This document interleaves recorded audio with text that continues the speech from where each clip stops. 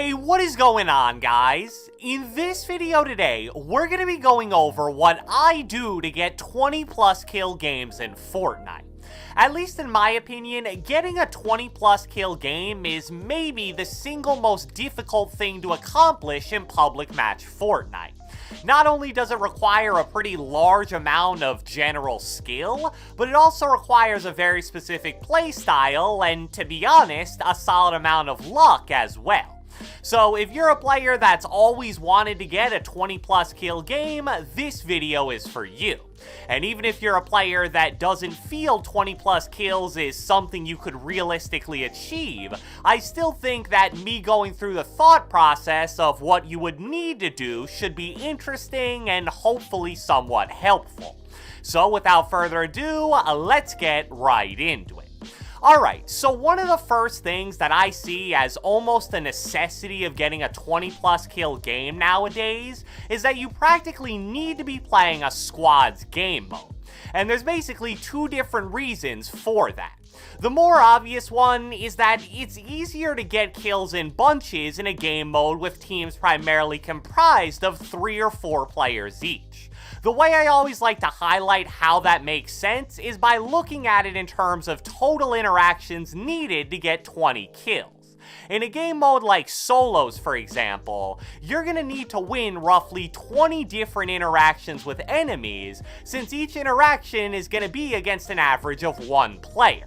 Sure, there'll be some times you can third party 2 people fighting and pick up 2 quick kills, or maybe even 3 in one single interaction, but that's obviously gonna be pretty rare.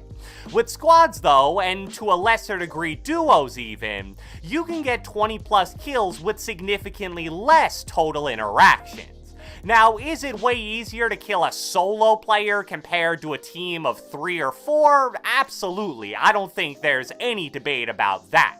But when you're going for 20 plus kills, your hardest fight isn't really even against the enemies, it's gonna be your fight against the clock, and we'll probably get into more detail about what that means a little later in this video.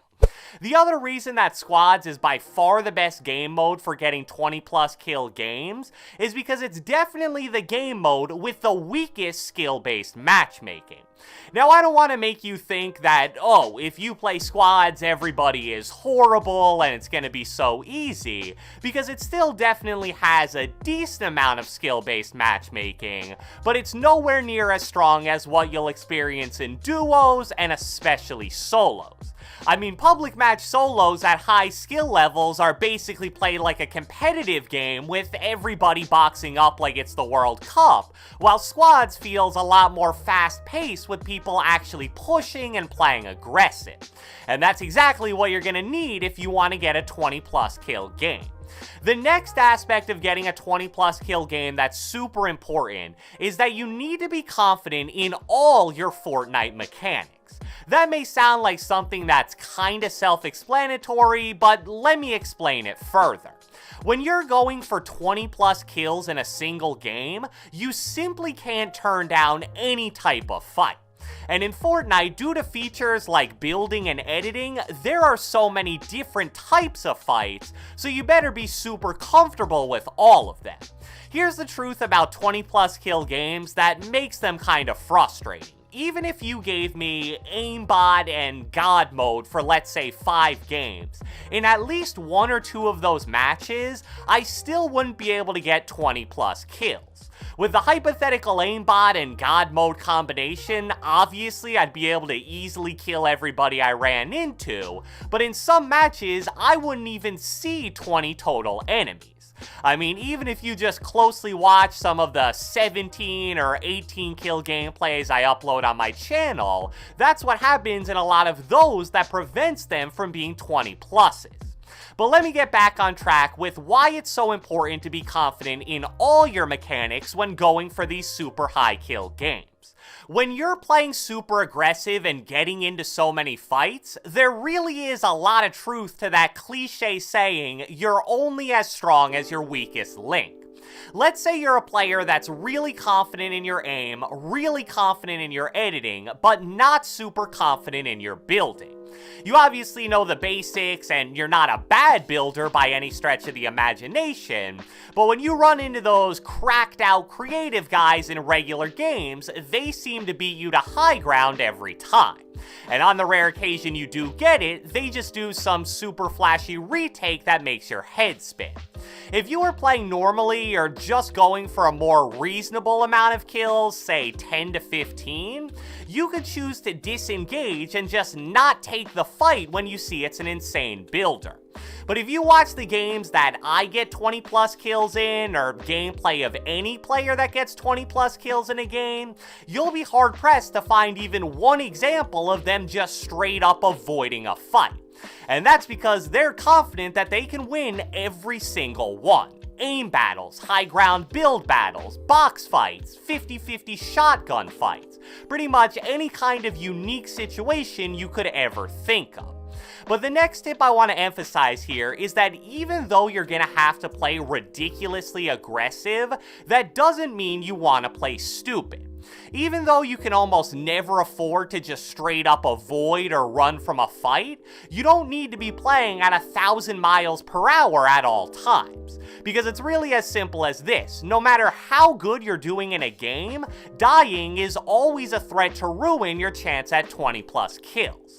There are plenty of times in the 20 plus kill games that I get where a certain fight I'm in is looking kinda rough, so I'll box up for maybe 10 to 20 seconds, calm myself, think of the next move, and then go out and execute it. And one thing that you never want to disregard, no matter how aggressive and crazy you're playing, is healing.